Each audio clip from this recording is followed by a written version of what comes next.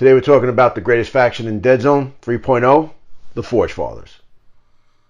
Okay, so we're talking Forgefathers here. They're the boys right here, ready to go to battle.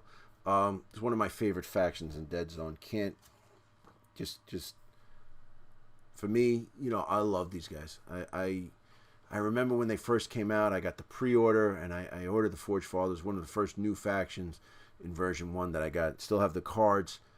I love these guys. So let's break them down and see what's going on and see if we can't get to the bottom of making these guys better than they were before. All right, here we go. Here's the Forged Lord. He is basically, all his stats are exactly the same. Defender of the Star Room is exactly the same. He has gone from Tech 2 to Tech 3. Woo! That's really nice. Everything is exactly the same. He has not lost any AP, which seems to be a running theme in Deadzone now. But he has gone from 42 points to 50 points. Now, don't get me wrong. Tech 3, an extra command dice, is worth its weight in gold. But 50 points. Man, that's a quarter of your army at 200 points. That's, and then these people out there playing 150, right? He's a whole third of your army.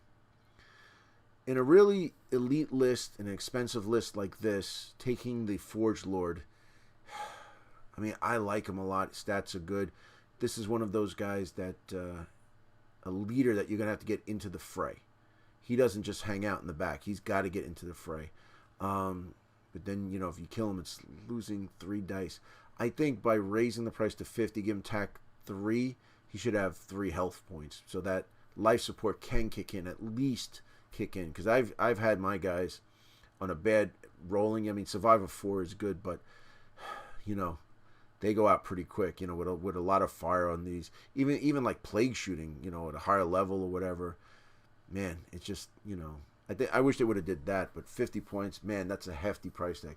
Not saying I won't take him, because I really do like this guy a lot, but, you know, it is what it is. 50 points is really expensive.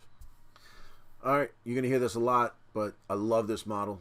Chief Brocker, everything is the same except for Headstrong. He's got Headstrong now, which basically, if they are pinned, the guys with Headstrong, on a roll of 5 or higher, they're able to get up and go about their business. They don't have to stand up as a short action.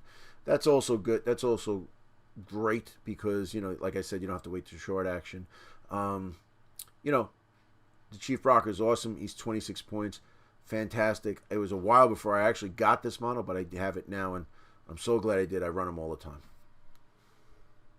Okay, so the Steel Warrior Huskarl, everything stats-wise is the same. Too Stubborn to Die is the same. The only thing, I never really liked it because you have to have a Survive 2 test. You know, may not be used on vehicles or walkers. Yeah, why Survive 2? Maybe just have it, you know, recovers 1 HP. You know, he's only attack 1. So, you know, it might happen a few times, but not that many. He's got Headstrong. The only good thing is the dual burst pistols have come down in price to 28 points.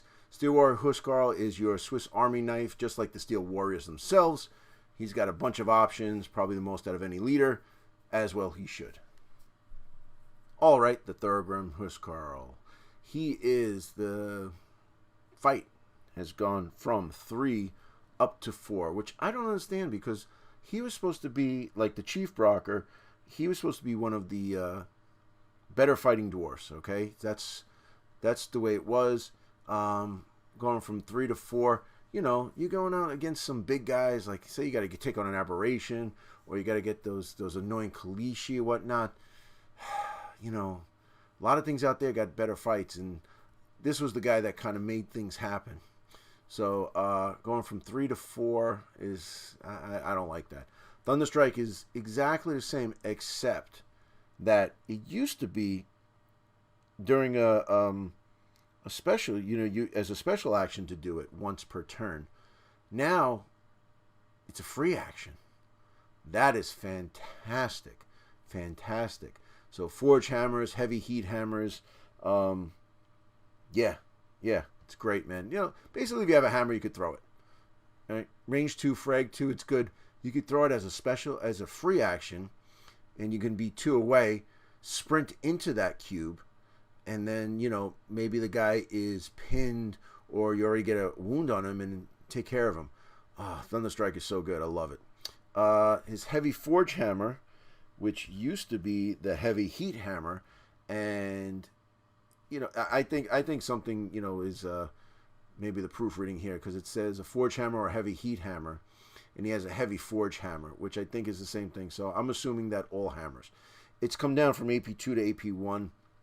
I know that the hammers are AP1, but he should have kept the AP2, I think. And also he's got Smash, which is, you get a +1 in combat, which is pretty good. So he's lost some stuff, but he's gained some stuff. Headstrong, free action, Smash, losing the fight and the AP, but for 30 points, 3 victory points.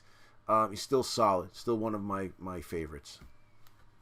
So let's look at the Master Artificer. So somebody new. I guess these are better Brockers, that have a little bit more oomph to them. So this just goes to show you that the new shiny always gets some of the best stuff. All right. So 4/4/4 across the board. Armor 1, 2 health points. He's a size 2. Okay, size 2, not a size 1. He's a size 2. Put him on a 40 mil base. So I guess it's a bigger guy. All right, maybe he's in some kind of armor or whatnot. He's got Agile, Companion, Dismantle, Energy Shield 2, Headstrong, Tack 1, Tenacious. So there you go. Just proved my point that the new shiny gets all the cool stuff. Gun toting, the active Artificer or Brocker model gains fire control or weight of fire 2. So this is basically just for shooting, thus the name gun toting. Master Artificer has dual Hailstorm pistols, range 4, rapid fire, weight of fire 2. Also has, I guess, a buzzsaw. This is, I think, off his back. It's close combat, AP1, Frenzy 2. I gotta tell you, 2 victory points for 28 points. Armor 1, size 2. This guy's pretty good, man. A new guy. With all this stuff in it. I mean, weight of fire 2, Frenzy 2, AP1, fight of 4. Pretty good. Pretty good. And think about it, right? He's got armor 1, survival 4 with energy shield 2. That's really good. And also size 2. Think about this for a second. Size 2.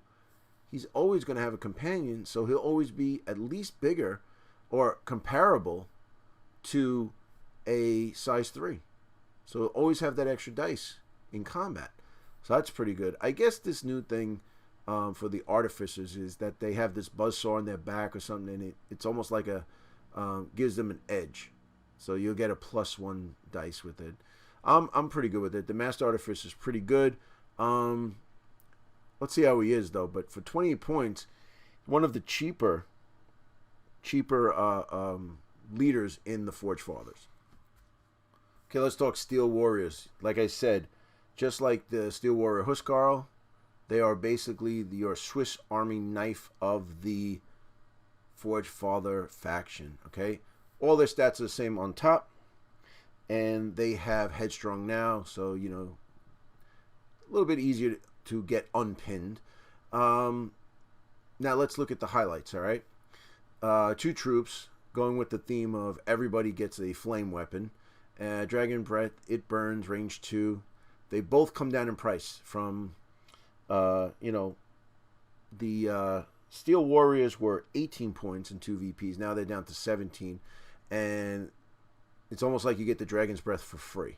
All right, so 2 troops. So the thing I do like is that they've taken out the fact that if I wanted to give a Steel Warrior the Dragon's Breath, I want to give him a flame weapon.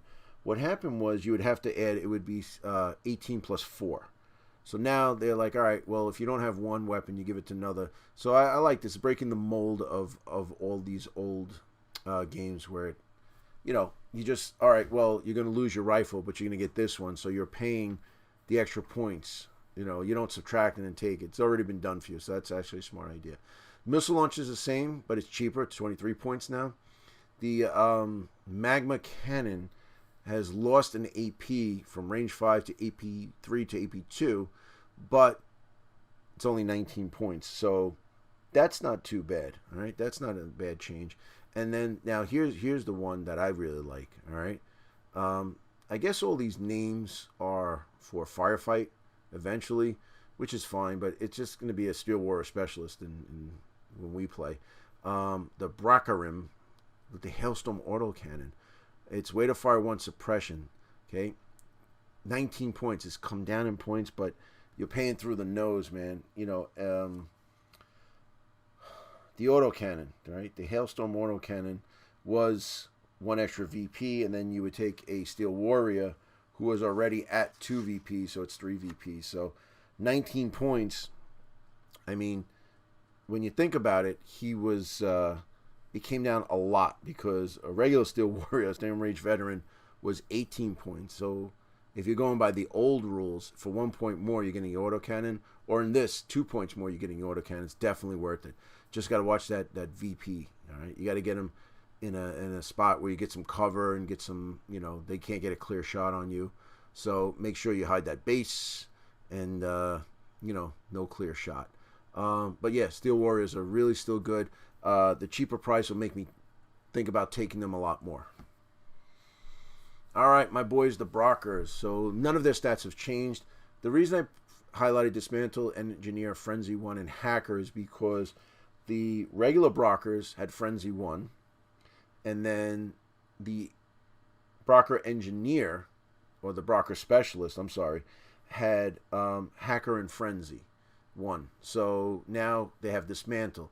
But it seems that the Brocker Engineer is not in this group anymore. So your Brockers, every Brocker now is an engineer, whether he's a specialist or a troop. All right. The specialist with the magma rifle has lost some AP. All right. Still has his burns. He's at 2 VPs, but he's a lot cheaper. So, you know, I mean, these guys have a special place in my heart. I would have liked him to keep that extra AP, but, you know, to get him cheaper is better. 2 VPs, though, it's a little costly. They do shoot on a 5, but the it burns, that pays for itself. The range is not too bad, range 3. It is the magma rifle, so it's a better range than, say, the regular flame weapons. But I love Brockers. I love putting as many of these guys in my faction as I can. Militia. Here are our cheap troops for the Forgefathers. Okay, stats are exactly the same. They do have a MK1 Hailstorm rifle, which is range 6, but no AP. AP1 is gone. So you lose an AP, but you are getting them 2 points cheaper. I would have liked them to keep the AP and keep them at 11 points. I think it is that these guys are your rank and flank troopers, you know, your basic guys. Get out there, cannon fodder. But giving them the rifle, they should have kept the AP. So it's basically a common troop with a great weapon. So, but, you know, coming down 2 points makes a big difference, especially with the Forgefathers. A little bit here, a little bit there, a little bit here, a little bit there, saving a bunch of different, you know, different points here and there makes a huge difference, especially in list building with these guys. Maybe you save enough where you can get one more guy. All right, Hammer Fist Drop Troopers. So there's a few changes to them. Some good, some bad. So first things first, they fight on a 4, which I think is going to be a big deal for them, all right? Because these guys always seem to get in combat. Now, they have Armor 2. They've gone up from Armor 1 to Armor 2. I think that's a good idea. You know, they're size 1. They're still in the small base. They have Drop Suit, which is new. You know, if you watch my review of the basic rulebook, I go over it. Also, they are solid. So, solid and Drop Suit. You know, they had Hammer Fist Drop Armor, and now it's just Drop Suit. But I think that's because, let's take out the uniqueness of this and give it to other people. So that's why they changed Drop Suit to spread the love to, I guess, all the other factions. All this stuff is the same, but they've gone up, man. They've gone up from 26 to 30 points and from 2 to 3 VPs. Yeah, I don't know. I mean, you know, afterwards you still have a jump pack and whatnot, but the Armor 2 is good, but, you know, for 30 points, they don't have life support. Maybe they, you know, raise it, but give them life support. So basically, you know, make them more expensive than the Forge Guard. And if they had life support, it would be better, or an extra health point because they're such strong armor. The dropping in and stuff, I don't want to hear about the fluff and whatnot. Because like I said, this is a game. You could do that stuff. Giving them armor 2, yeah, I don't know. I don't know. These guys are really expensive, 30 points, in an already very expensive faction. So, I have 10 of them, and I love these guys. So, maybe I'll be able to run a whole army of these guys, or an elite army of Hammerfist Drop Troopers and Forge Guard. But right now, they're very expensive. Maybe taking one. The Inferno Drill range 4 AP 2. That's a lot of AP, and the Forge Hammer is still AP 1. I do like it, but you really have to think about it. I like this though. I just think he's way, they shouldn't have raised the price. All right, the Thorgrim. These guys are supposed to be the fighting guys. These are guys up front and getting in your face and up close and personal. So their stats have not changed. They've gotten headstrong, but they've lost Frenzy 1. I don't know how I feel about that. I'll tell you how I feel about it. I don't like it. All right. So now they have a heavy Forge Hammer as opposed to a two-handed Heat Hammer, which has lost. It was AP 2 knockback. Now it is AP 1 knockback, but you get smash. So I think that what the rules committee was doing is, all right, we're going to take away Frenzy, but we're going to give you smash. So you're going to roll an extra dice at all times. And if you have a friend in there and if he's injured, he starts to pile up and stuff. But although re-rolling made a big difference, okay? I don't know. Put in the comments below. What do you think? You want the extra dice or do you want the re-rolls? I think the re-rolls, for me personally, was the way to go. But I may be wrong. But let me know in the comments below. But yeah, Thorgrim's still good. 17 points. Solid unit. Armor 1. 2 health points. Pretty good on a fight of 4. All right, Bombbots. They got a promotion. They went from items to troops. All right, so now they're not as good as they were before, I guess, because they had a survival 5. Now we're up to 6. They have come down from 8 points to 6 points, but they are troops. Now, this is the thing. All right, you need an engineer to do it, and a lot of things have engineer now. So you can take 1 or 2 Brockers and you're covered. All right.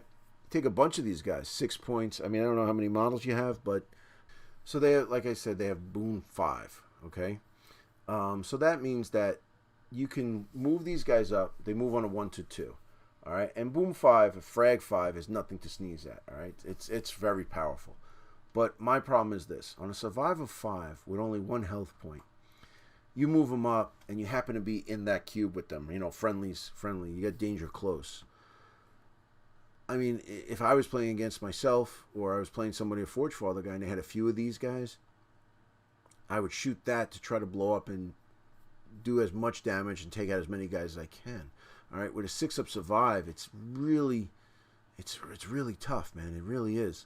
Now, the beauty or the lore is that they are troop for 6 points. This is the cheapest troop you're going to get in this Forgefather army. 6 points for a troop is outrageous. It really is. But, I think once the lure and the shiny is gone, you have to start to think about it. You have to maybe deploy them nowhere near where somebody could be. Or maybe put them on an objective or something like that, get them up. You got to get them away from your own guys, all right? It's essentially a strength 5 frag that moves. I don't know. I'm going to play this. I'm going to try it out. It might do for some good cinematic views and stuff like that. But, competitively, I don't know. It's too risky. But making them a troop, 6 points, take 5 of them, and then you've unlocked your troop tax and you can bring some cool stuff. Hey, you bring 6 of these, you can take an Iron Ancestor just for 3 of these. All right? So, Bombot. Troops. All right, I love me some Brocker Valkyrs. I love that model. I really do. I think it's so cool. It's a badass Brocker on a bike, man. What's not to love? All right. So, their stats are the same, except that they are size 2, and previously they would have been 3 health points, but now they're 2 health points. I don't like that at all.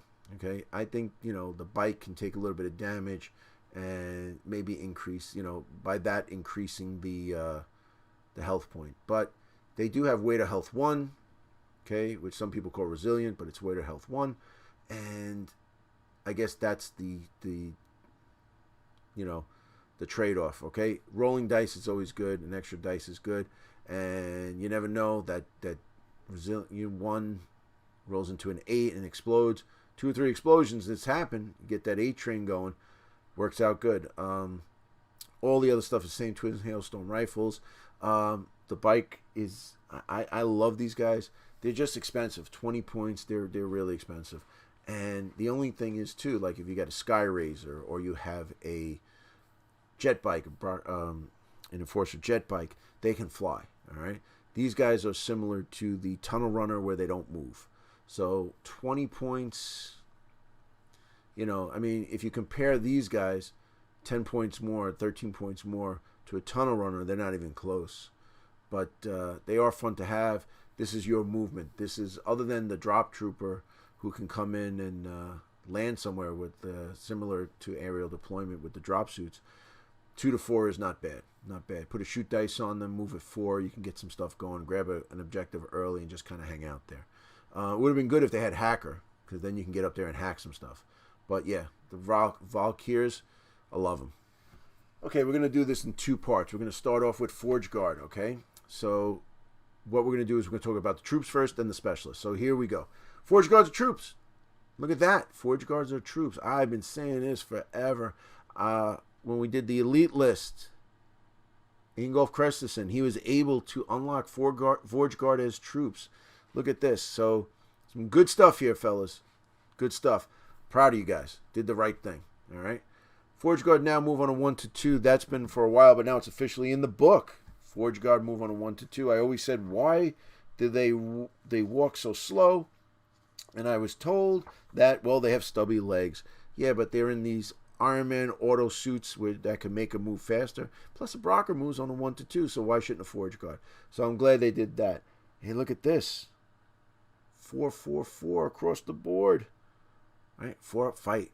I love getting these guys into combat. Oh, man, I do love it. All right. Armor 2, 2 hit points.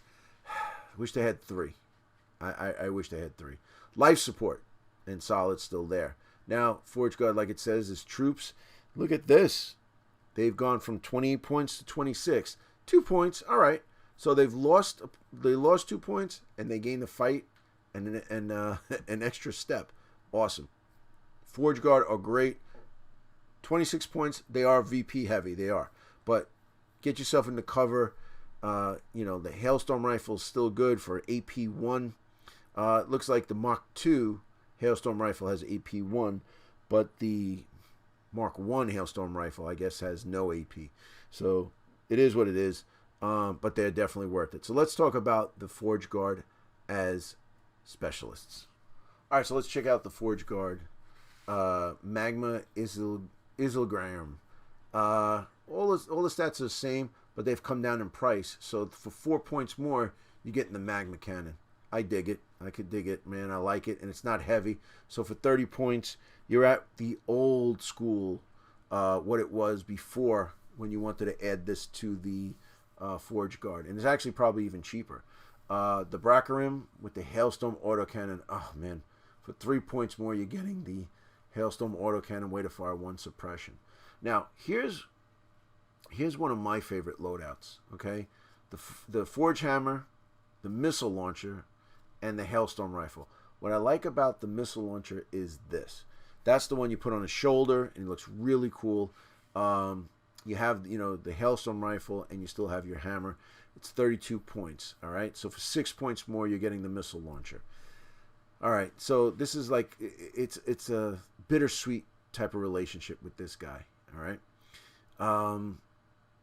He's a regular Forge Guard, okay? Walks around, does what he has to do, has the rifle, has the Forge Hammer when you need it, but if you need AP 5, if you need something, you get them annoying Striders or the Spectras and all this stuff, you want to get through that armor, here you go. Here you go. I mean, an Ajax Strider looks at this and gets nervous, right? This one little guy's got this range 10 AP5.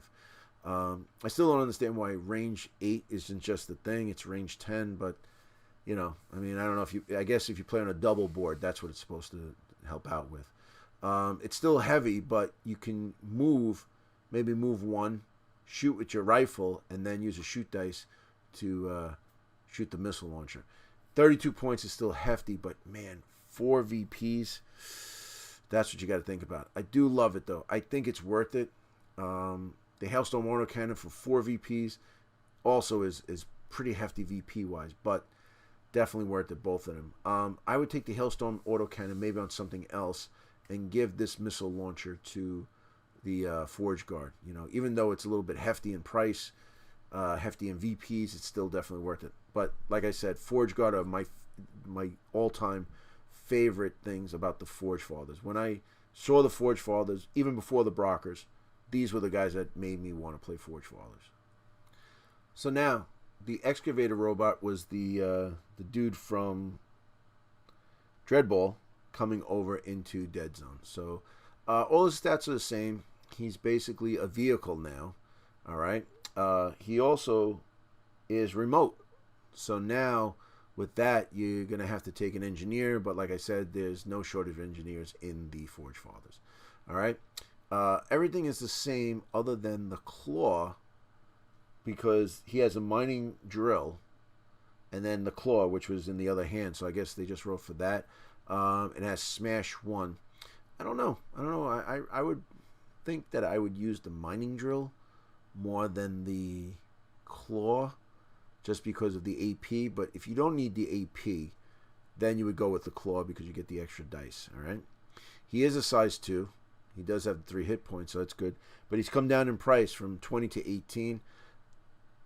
I think about it. I like it. There's a little bit of AP in there. He's not bad. Fights on a 4 with 3 health points for 18 points. Definitely. I mean, I have one of these. Maybe I got to think about getting another one. He's not bad. He is a specialist, though, so you're going to have to unlock up the troop tax. But, you know, I do like the Excavator robot now. All right, so a brand new troop. Okay, brand new troop is the Artificers, and they're going to be, I guess they're a sub-faction of Brocker, or maybe just more Brockers that we have. Is what it seems like. So they're pretty good. I'm digging these guys. I'll tell you why. So they're moving on 1 to 2. They got a 5.5.4 across the board. Armor of 1, 2 HPs, size 1. All right. Dismantle, Engineer, and Headstrong. Okay, not too bad.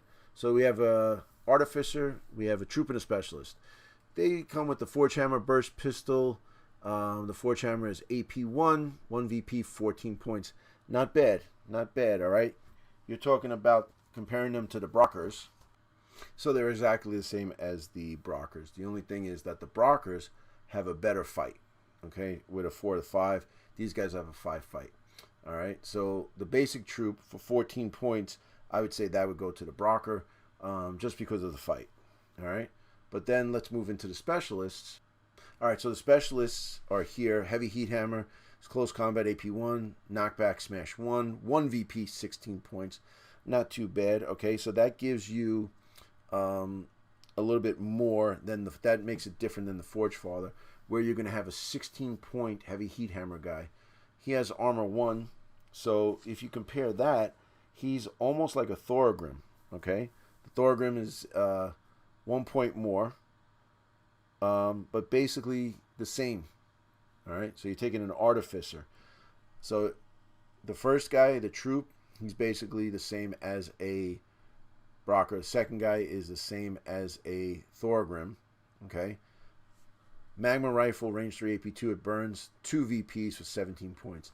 Here's where the optional upgrades come in, and this is where you start to pay some money. So they do have armor of 1, all right?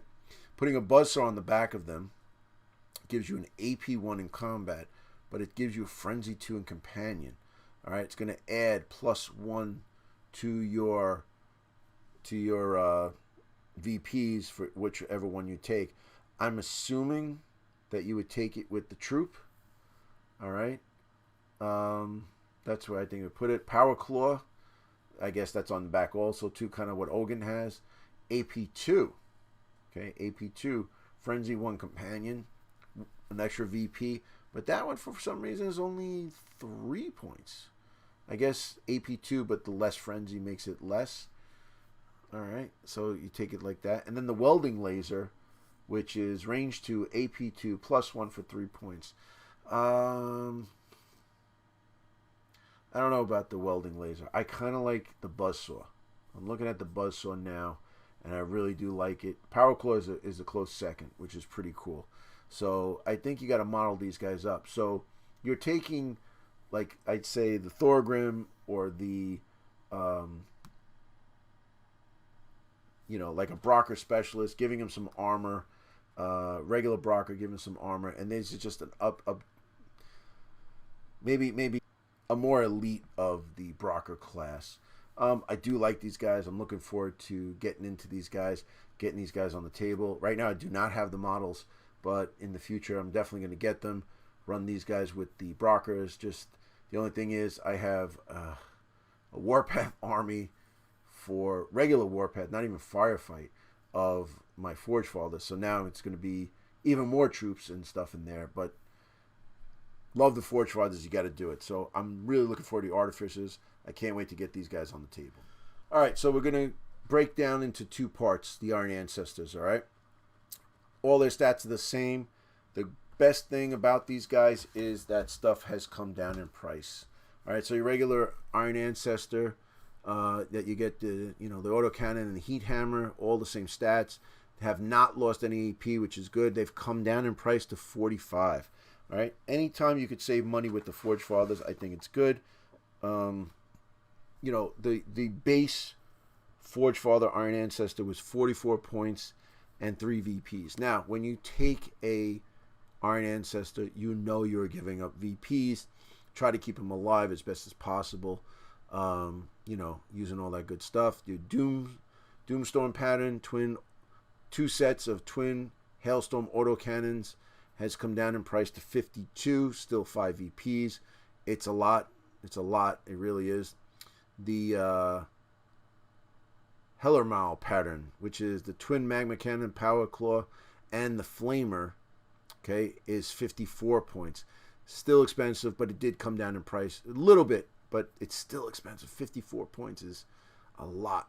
But when you think about it, with fire control, you can shoot the Magma Cannon and the Flamer. It's pretty good. All right, the Thor pattern, okay? The twin heavy heat hammers. Still AP2, knockback, but you're getting Smash 2. That's pretty good. Okay, you're getting that Smash 2, rolling 2 extra dice. I think it's good. It's come down in price. This is your melee guy. This is the guy who goes up there and mash people's faces in. All right?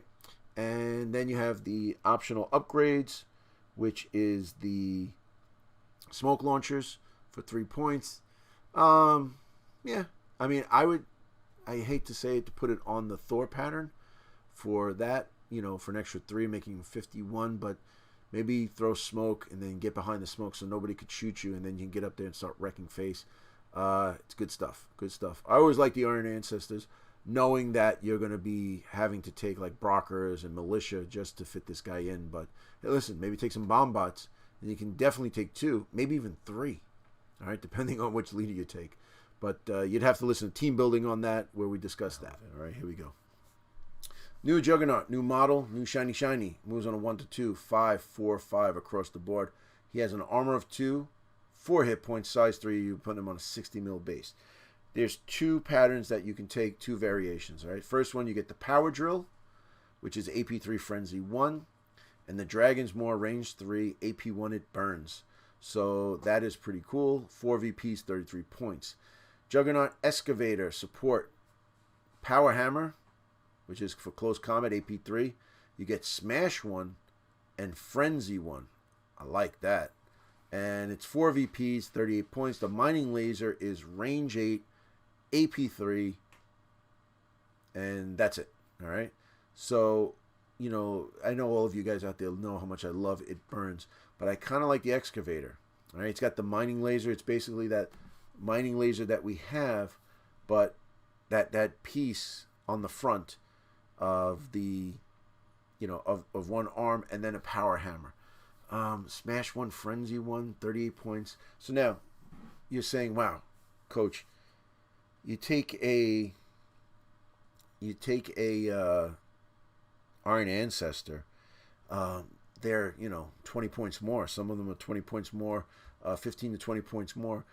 Yeah, the thing is that the Juggernaut has a armor of 2, as opposed to the Iron Ancestor is 4. All right, he's only got 4 health points. Iron Ancestor has 5 health points. Iron Ancestor is size 4. These guys are size 3. So there is the price cost less. The thing is though, for the 38 points, all right, you're still cheaper than some Striders. Okay, he moves pretty good. His stats aren't bad. They're comparable to a Strider. Granted a little bit smaller, but this thing could wreck face with that. You know what I'm saying? You could, at Smash and Frenzy, minor range 8, AP 3. Yeah, you're peeling off some armor, man. Armor 4 doesn't worry about it. Even armor 5 is a little worried. I mean, only stopping 2 going in, and then when you get into combat, AP 3, Smash 1, Frenzy. Yeah, I like this guy a lot, man. I'm digging about it. The problem I see, and what I don't want to happen, is the Juggernaut taking over and kicking out the Iron Ancestor. Maybe take a Juggernaut and an Iron Ancestor. Do that, because they both kind of make a good team, the two of them. They have a symbiotic relationship and can make things happen. I really do like that, man. I like that a lot. I do like the Juggernaut. I like the model. It's pretty cool. I just can't wait to get them. I need at least 2 or 3 of them. So, yep, Juggernaut, digging it. Should I do it? Yeah, I'm gonna do it. Juggernaut, you're getting the coach's seal of approval. Congratulations. All right, let's talk Living Legends. All right, here we go. Hellfather, everything is the same. Everything is the same. Xerxes cannon, all that stuff. He's got Headstrong now, which is good, but he's gone from 3 to 4 VPs. That's not good, man. That's not 4 VPs, really? I mean, he was okay before. I'm saying he's okay. He was a fun thing to take, but the range 6 Xerxes cannon, I think, was a big deal. But other than that, he's not really a Forge Guard. To make him 32 points and 4 VPs, I think that's a little excessive. All right, Bjorn Starnfeld has got a better fight this time. The Living Legend has gone from a 6 fight to a 4. I approve that. I think that's good. He's gone from armor 1 to armor 2, which is good. He's gone from 2 hit points to health points to 3 health points, which is good. He's still a size 1. He's got the drop suit armor, and he is solid now. So drop suit and solid are new. He has lost tough. All right, he has lost tough. Okay, but he has 3 health points, which I think the regular drop suit armor guy should have. Everything is the same for his Inferno Drill. He does not have a hammer, so he's going to have a tough time with that. Just that 30 points, 4 VPs, I think is excessive. Yeah, the 30 points might be okay, but the 4 VPs is very heavy, especially now that he doesn't have tough. Maybe keep him there and give him tough would have been good. Although he does have solid, which is good, but I think tough would have been better. Okay, the Living Legend, Ogun Hellcare. He has got a better range, man. He's been hitting the range, shooting stuff, and he's gotten a lot better. So he's gone from a 5 to a 4. I dig that, man. He's got Energy Shield 2, Engineer Hacker, all that good stuff. Now his claw on his back actually has a close combat weapon of Smash 1. So that'd be good. I like that in the sense that, he has a close combat weapon that he didn't have before. Okay, and it has Smash 1, so he's getting an extra help. I guess that's... I'm surprised he doesn't have Companion like the other guys. But this is pretty good. All right. The force field generator, you could throw a generator to make a shield generator 1 in a cube, range 2. I always love that. 24 points, 2 victory points. He is really solid. He's good. Although, you know, the armor 1, survival 4, energy shield 2. Yeah, he could be around. Maybe throw a shield generator in there too and make an energy shield 3. You know what I mean? Or energy shield 2, 1. But yeah, it's good. Ogun Hellcare is a lot of fun. Okay, so I'm just putting Ingolf Krestison in here. 5 EPs, 45 points, same thing. He's got all the same thing, TAC 3, all that good stuff. All right, so he's in here for the reason that we're going to talk about Pad. All right, so Pad is stats are exactly the same. Faithful Companion is a little different, okay? So you may only include Pad in a strike team that includes Ingolf Krestison. This is an exception to the normal limit of 1 living legend. If Pad is killed, Ingolf Krestison gains Frenzy 1 for the rest of the game. All right, so that's good. His dog dies and he goes crazy.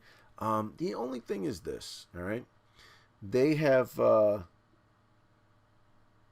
taken away the VPs but increased the cost to 8.